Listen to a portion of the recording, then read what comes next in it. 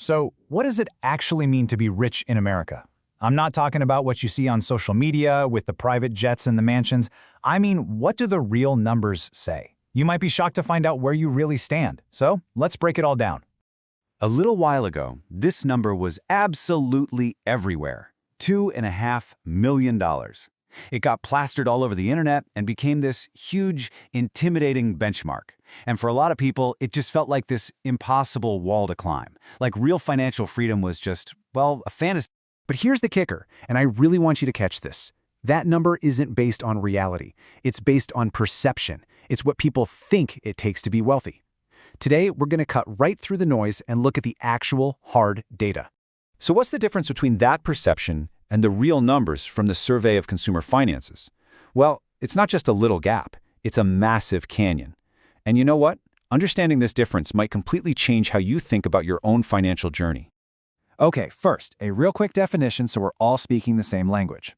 Net worth, it's just everything you own minus everything you owe. It's the final score of your financial life. That's it. Simple.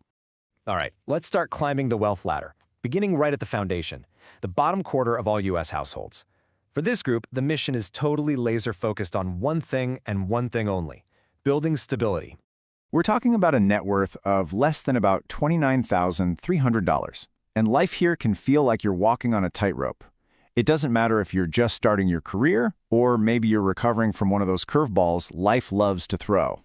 And just look at the challenges here. That high-interest debt, it's like a wealth vacuum. Seriously, it doesn't just slow you down, it's actively sucking you backward. One bad car repair can completely wipe out months and months of progress. So the path out is actually really clear. You've got to attack that high-interest debt with everything you've got. Build up a small cash buffer so the next emergency is just annoying, not devastating. And please, never, ever leave free money on the table. Get that 401k match. This isn't about some miracle, it's all about consistency. Now we're climbing to the next rung on the ladder. And this is the biggest group by far, the middle class. It's a huge range, covering everyone from the 25th percentile all the way up to the 75th.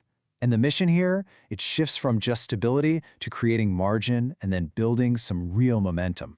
The first half of this group, what we'd call the lower middle class, has a net worth between roughly $29,000 and $209,000. People here usually have steady jobs, maybe some savings started, but they face one giant risk. And this slide says it all. The trap is lifestyle inflation. This is that sneaky place where a pay raise just sort of vanishes. It turns into a slightly nicer car, a few more streaming subscriptions, eating out one more time a week. You're making more, sure, but you're not actually getting any wealthier. Okay, but now, in the upper half of the middle class, we're talking a net worth between about $209,000 and $714,000, something truly magical starts to happen. This is the point where your money finally starts working for you, all thanks to the power of compounding. But of course, there's a new trap waiting for you: complacency. It's when things look good enough, so you kind of take your foot off the gas. But listen, the leap from this level to the next, it's not about some secret stock tip. It's about doubling down on discipline and having a really intentional plan. So where does that intentional planning get you? It gets you here, to the top 25% of households in the country. And this is the level where wealth stops shouting and starts whispering. The mission isn't just about building anymore. It's about being deeply intentional with what you've built. Now, the upper class isn't just one big group. It actually splits into two different tiers. First, you have the upper class, which starts around $714,000. And then you have the very wealthy, kicking in at about $2.1 million. But notice something really important here.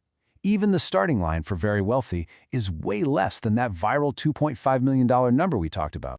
For most people in this first tier, wealth doesn't feel flashy at all. It feels quiet. What it really buys you is time and options. Your stress is no longer about survival, it's about preservation. And a lot of the time, this wealth is tied up in things like your house, so it feels stable, not extravagant. Okay, I need you to lean in for this next part because it might be the most important takeaway of this whole explainer. We've been comparing everybody to everybody else, but that's the wrong way to look at it. The real benchmark for your financial progress isn't just some number, it's your timeline. Now, just look at this table. Look at how it completely reframes the whole idea of success. If you're under 35 and your net worth is around $39,000, you are not behind. You are right on track for the median in your age group. See how the numbers are just expected to grow over a lifetime? The number itself matters, yeah, but where you are on your timeline, that matters so much more. So if that's the case, what are the big mental roadblocks? What are the things that keep people stuck no matter where they are on that timeline? Well, let's just bust a few of the biggest myths right now. Myth number 1. A high income automatically makes you wealthy. Nope. The truth is, a high savings rate is what builds wealth. Someone making 50 grand and saving 20% of it will end up wealthier than someone making 100 grand and only saving 5%. It's not about what you make, it's about what you keep. Next up, the myth that wealth is some big flashy event, a lucky stock pick or a huge inheritance. The reality, for almost everyone, real wealth is built slowly, boringly, over quiet decades of just making consistent contributions. Then one day, you wake up and it looks like it happened overnight. And finally, maybe the most damaging myth of all, that these class labels define who you are as a person. They don't. Your net worth is not your self-worth. You have to think of these benchmarks as nothing more than a GPS. They're just a map to help you see where you are so you can figure out how to get where you want to go. So here's the ultimate takeaway from all of this. Just forget about that intimidating $2.5 million number. Wealth is not some destination you finally arrive at one day. It's a direction you choose to stay on, one small, intentional step at a time. What really, truly matters isn't the label you have today, it's the direction you're consistently headed.